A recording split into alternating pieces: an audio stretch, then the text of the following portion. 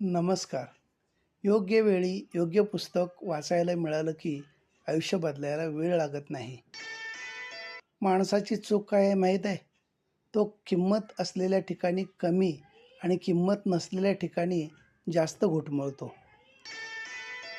नकारात्मक नात्यामुळं आपल्यातील आत्मविश्वास कमी होतो आणि आपले सामर्थ्य आपण गमावून बसतो. अशी नाती आपला आत्मविश्वास, आपले सुख हिरावून घेतात. या नात्यांपासून वेळीच सावध होऊन स्वतःला त्यातून मुक्त करणं म्हणजे मोकळा श्वास घेणं होय. जीवनात आनंदी राहण्यासाठी, मानसिक आनंदासाठी अशा नात्यांना तिलांजली देणं काही वाईट नाही. अशी नाती मग जवळची असोत वा दूरची, वेळीच सावध होणं गरजेचं आहे.